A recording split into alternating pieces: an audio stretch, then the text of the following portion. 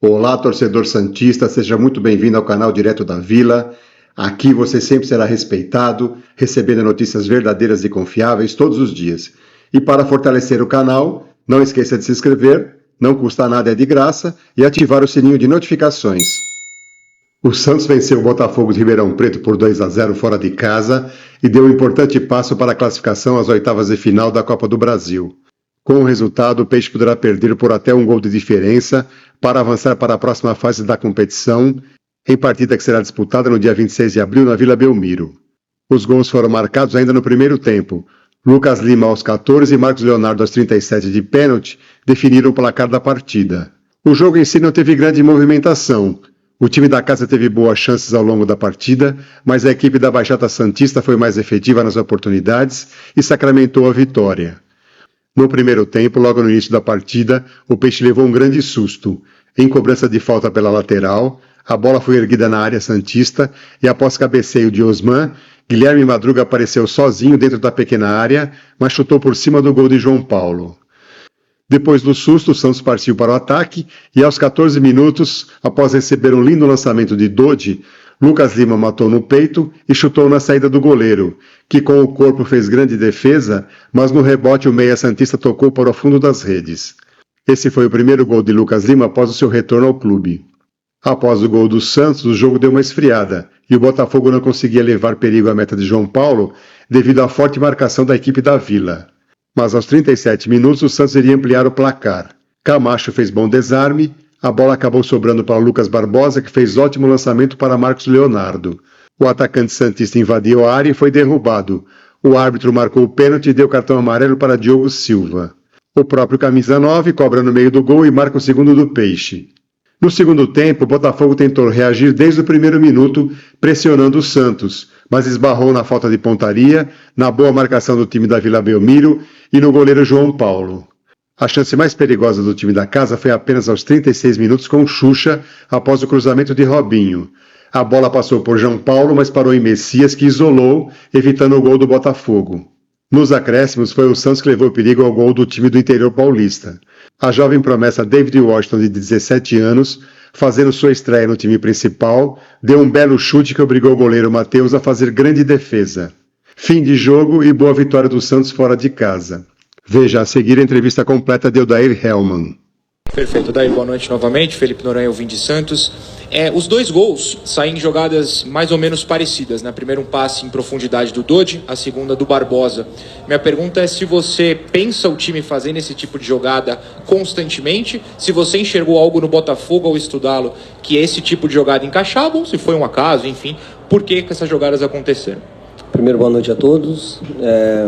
Não, elas realmente a gente, não só no jogo de hoje, a gente tentou e efetivamente conseguiu fazer os movimentos de um bom passe, mas a gente vem trabalhando essa movimentação de a gente criar esses diferentes movimentos para evoluir nessa parte ofensiva, né? De ter momentos de ficar com a bola, de rodar, de buscar essa construção, mas nós precisávamos esse movimento de agressividade, né? Dar a opção para o passador de frente, principalmente descoberto, com o campo todo de visão. A gente precisava fazer esse movimento, dar a opção.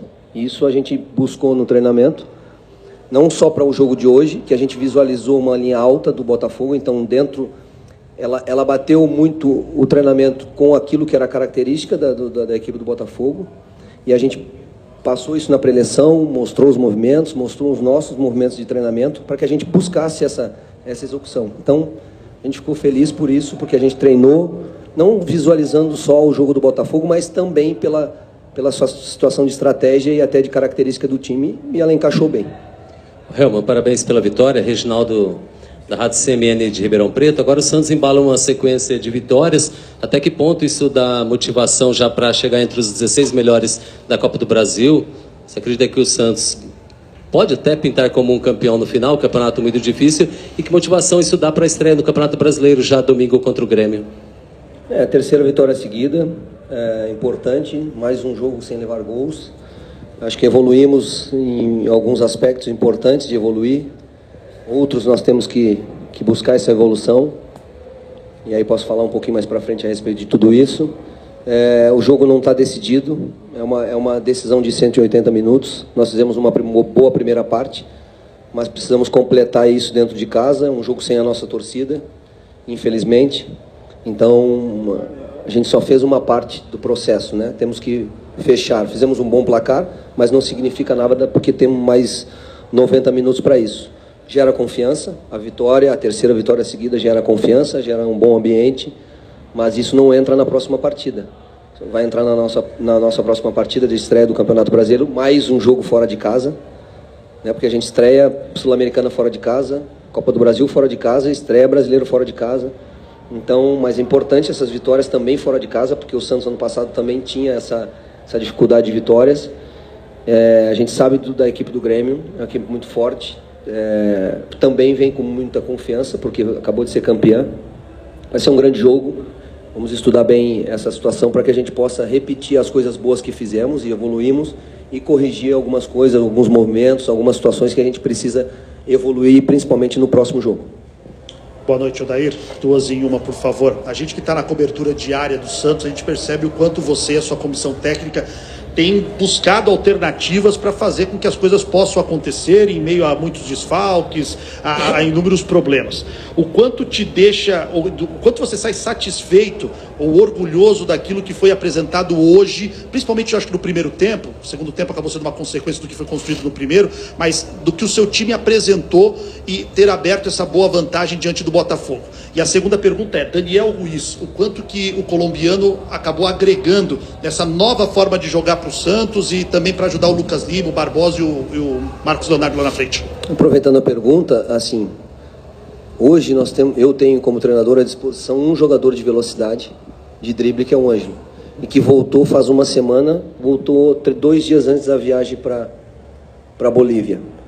Então, a proposta do Blumen naquele jogo de linha de 5, linha de 4, as linhas baixas, um bloco muito baixo para fazer um contra-ataque e a transição, também gerou um pouco mais de dificuldade pela característica que nós tínhamos dos jogadores, que optamos por um jogador a mais no centro do campo, porque eles jogavam com linha de 5, tinham essa amplitude com os alas, e acabamos jogando com 2 meias, e aí que a situação, a gente jogou com 2 meias fazendo o movimento para dentro, para ter essa superioridade por dentro, porque eles não eram pontas, não são pontas, mas na hora da construção fazer o movimento para dentro, e na hora da organização defensiva está mais posicionado pelo lado, porque a gente tinha um centro bem preenchido.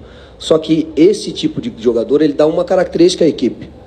Ele não te dá profundidade, ele não te dá infiltração como deu hoje. Então os jogadores de velocidade, por exemplo, que a gente tem, Lucas Braga, Soteldo, Mendonça, e aí o Ângelo, que 2 dias se apresenta para ir para a viagem, e hoje tem mais uma semana, são esses os jogadores que podem dar essa característica. Então, dentro dessas dificuldades, a gente projetou o jogo de lá. E também aqui, o que a gente mudou foi um pouquinho só o movimento, a variação tática que a gente já trabalha, né, dentro dos jogos. O Daniel fez uma boa partida nesse sentido, todos fizemos uma boa partida. Primeiro tempo, eu acho que nós fizemos um bom jogo, e fomos efetivos naquilo que criamos, né, com controle do jogo, pressionando alto, com muita intensidade na pressão, na saída de bola, não deixamos o Botafogo construir, e isso foi acabou sendo o bom primeiro tempo que a gente teve em todos os aspectos, né, tático, técnico, de imposição, né, de marcação, e a gente veio para o intervalo querendo manter essa situação. Falamos sobre isso para não mudar a postura, né, não mudar, porque o Botafogo ia se alçar para o ataque e abrir mais espaços, mas que a gente precisaria ter o controle da bola, a posse, e foi o que a gente não teve no segundo tempo. O que faltou no segundo tempo, continuou a organização defensiva, continuou o comprometimento de marcação, com bons movimentos de coberturas. Na fase defensiva nós nos comportamos bem no segundo tempo, mas faltou a segunda parte, de a gente, quando recuperar a posse, fazer essa transição, ou através de passes, ou através de muito espaço que tinha para a gente chegar ao gol adversário e até ampliar a partida. Então, no segundo tempo, e essa é uma situação que a gente precisa corrigir, evoluir. Nós não podemos passar 30, 35 minutos, porque no finalzinho do segundo tempo a gente ficou com a bola, né, trabalhou, trocou passes, criou a situação, o David teve uma oportunidade, mas nós poderíamos ter criado mais com a posse, né, ou explorando os espaços que o Botafogo nos deu, ou através de imposição, como a gente fez no primeiro tempo, empurrando o Botafogo para trás e a gente tendo essa condição de trabalhar com qualidade. Então, no geral, um bom jogo, né, um jogo concentrado, organizado, firme, com um bom placar, mas dividindo os tempos, uma boa performance de jogo, de organização no primeiro tempo, uma boa organização defensiva e um comprometimento e intensidade no segundo tempo para marcar, mas nós não podemos passar esse tempo sem essa posse, sem um controle, sem ficar com a bola e principalmente fazer as transições, que é o que vai tirar o adversário, né, vai levar para o adversário a dificuldade. Então esse é o aspecto que a gente vai conversar a respeito disso, não é hoje o dia, mas a partir de amanhã, para que a gente possa evoluir num próximo jogo, a gente ter mais controle no segundo tempo com a bola. Odair, aqui, as vitórias são incontestáveis, né? Mas desde a eliminação do time no Campeonato Paulista, até principalmente na semana passada, muito se falou sobre o rendimento do Santos dentro de campo. Você acha que esses resultados, essas 3 vitórias seguidas, e principalmente o que o time apresentou hoje no primeiro tempo, é uma resposta também para esse crescimento do Santos? É uma busca nossa, né? Não é nenhuma resposta, é uma busca nossa da evolução, do jogo, do bom jogo. É que, assim, nós precisamos ter um entendimento do todo, né? O Campeonato Paulista, o jogo do Ituano foi a exceção de todas as partidas que nós jogamos, umas melhores, outras nem tanto, mas foi a exceção, e eu falei sobre isso, né? Sobre essa exceção, e que não nos deu a classificação. Isso gera uma intranquilidade, gera uma cobrança, porque o clube também vem de um processo difícil na parte técnica. Isso, quando acontece uma derrota dessa, vem toda uma cobrança maior, porque aí vem o todo para dentro do processo. Mas nós víamos antes do jogo do Ituano, por exemplo, com boas performances, bons jogos, né, conseguindo vitórias, e aí aquele jogo vem e traz um ponto de interrogação, leva uma dúvida, e isso que a gente tentou trabalhar. Precisa avaliar todos os desfalques, todas as peças que a gente perdeu nesse processo de treinamento, que a gente não treinou, por exemplo, com jogadores de velocidade, de drible, não tínhamos à disposição.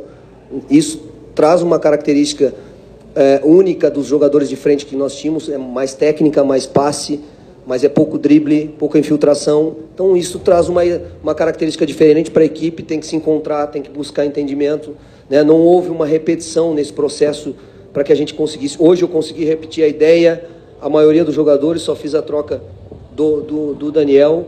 Então é essa busca para que a gente continue crescendo em termos de performance e continue tendo resultado.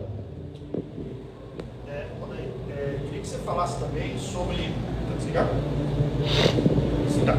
Odair, queria que você falasse também sobre os 3 reforços que o Santos está muito próximo de anunciar, né? 3 jogadores que chegam do Água Santa, que foi um dos destaques do Campeonato Paulista.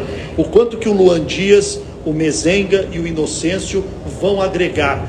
Dá para imaginar, dentro desse processo, de que eles possam estar à sua disposição já para Caxias do Sul, para de alguma forma ajudar ou incorporar o elenco para a estreia do Campeonato Brasileiro? Hoje a gente teve o retorno do Carabarral, né? Teve o retorno do Rodrigo. Mais para frente a gente vai ter alguns outros retornos de jogadores que são importantes para o grupo. Esses 3 jogadores fizeram um bom Campeonato Paulista, né? Em termos coletivos e individualmente se destacaram, e por isso foram buscados e contratados pelo Santos, para que a gente possa ter opções dentro do grupo, né? E essas opções, elas são muito importantes, como a gente já falou aqui. Nós temos 3 competições, nós temos jogo domingo, quinta, domingo, quarta, sábado, terça, e são todos jogos decisivos. Então, um grupo vai fazer a diferença, um bom grupo, um grupo de boa qualidade, regular e com boa disputa interna, né? Vai fazer a diferença, né, nesse momento de substituições, de cartões, de lesões, e o retorno desses jogadores também que estão